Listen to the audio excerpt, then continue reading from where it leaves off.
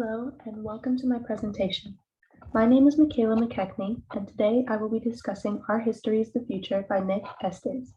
This novel chronicles the passionate battle between the Standing Rock Reservation of North and South Dakota and the Dakota Access Pipeline. However, before I delve into this brilliant recounting of Indigenous resistance, I would like to take a few moments to introduce the author himself.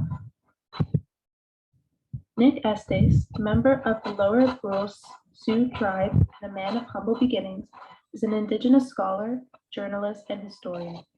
Earning a PhD in American Studies and a Master's in History, Estes not only displays his refined knowledge in the two Indigenous-centric books he has produced, but in the classroom as well.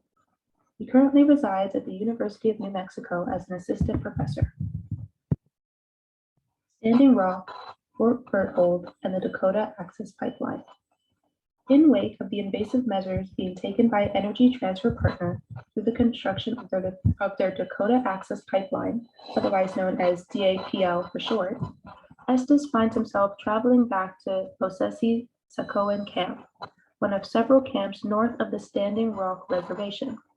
Originally, the camps are installed to halt any further expansions of the billion-dollar pipeline, as it not only crosses through miles of unceded Indigenous territory, but occupies space under the Missouri River as well. This poses a great threat to the water supply of Standing Rock, as the reservation is just upstream of this river, ultimately forcing residents and nearby parties alike to fight for their desecrated lands. The water, in fact, is not even the only thing at risk here. Since the pipeline crosses over 4 states, it also affects areas like Fort Berthold, transporting oil from the reservation and furthering the destruction of its sacred plains.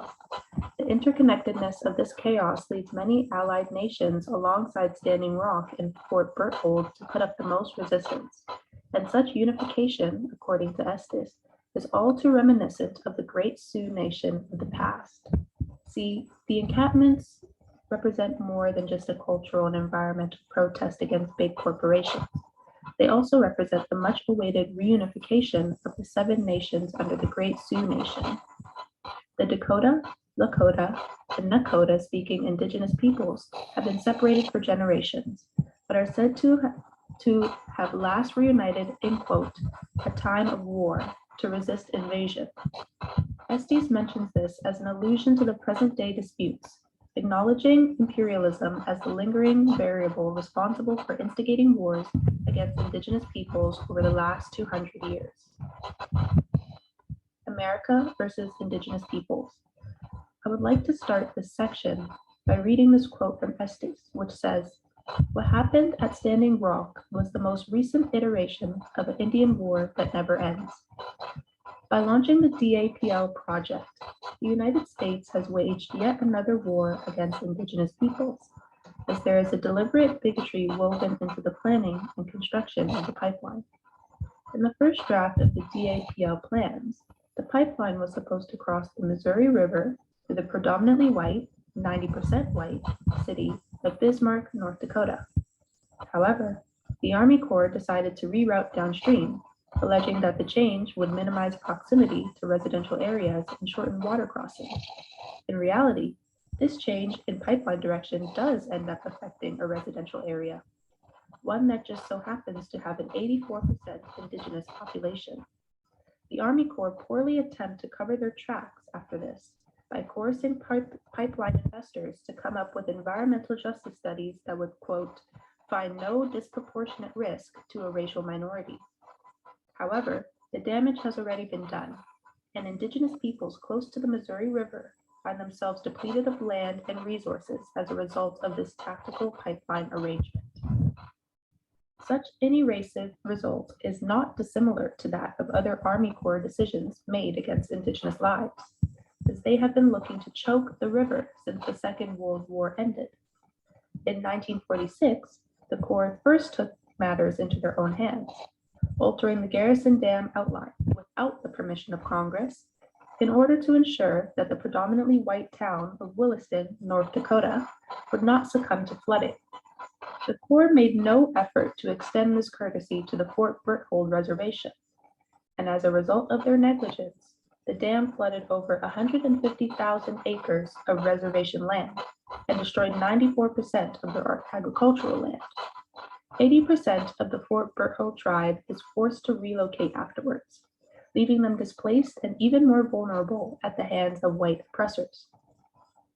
Estes looks to Oglala visionary Nicholas Black Elk's interpretations to help define indigenous elimination in this way.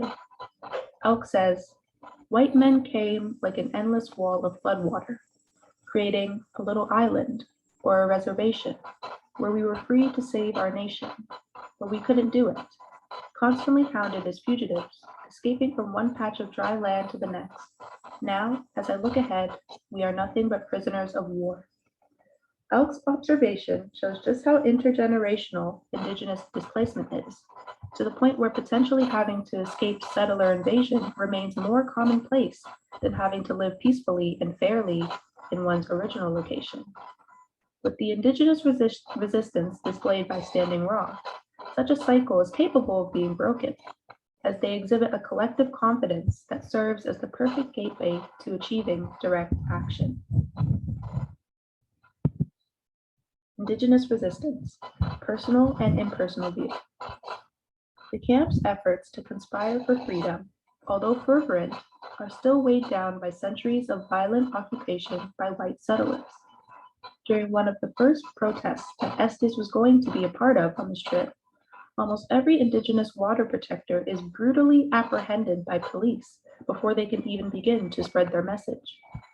Estes cannot help but watch the first 4 subdued indigenous people get dragged away without hesitation, realizing that they have been given away by their scent alone. In this quote, he says, "The smell of fire, a central aspect of camp life, ceremony, planning, cooking, eating, sleeping, storytelling, and keeping warm, had given them away.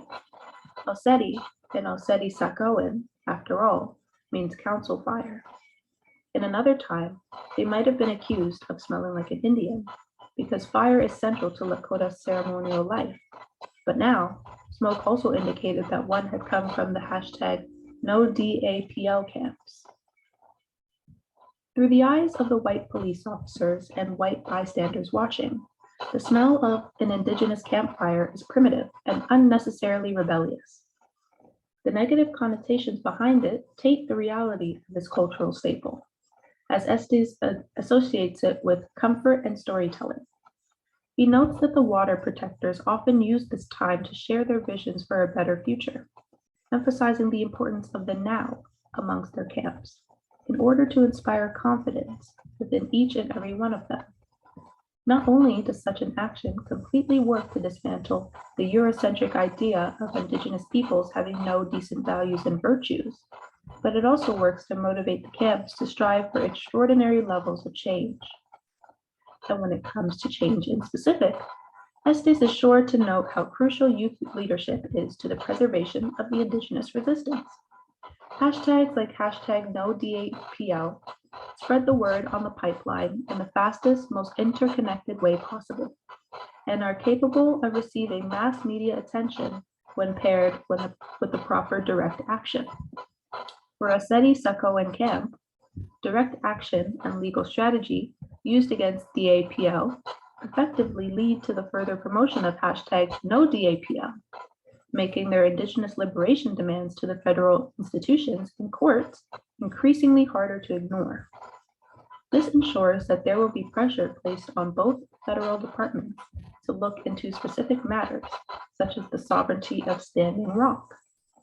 Not only is this an empowering way to reclaim control over one's life as an oppressed indigenous individual, but it also works to slowly dismantle the fear and shame that descendants are forced to carry as the result of centuries of immoral and violent occupation. Conclusion.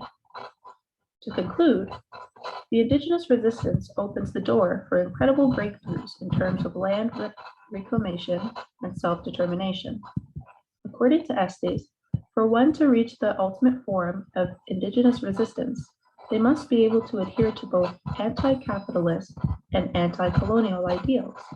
as they will only work to further enhance one's self-determination as an Indigenous person, as well as keep their political autonomy fresh and informed.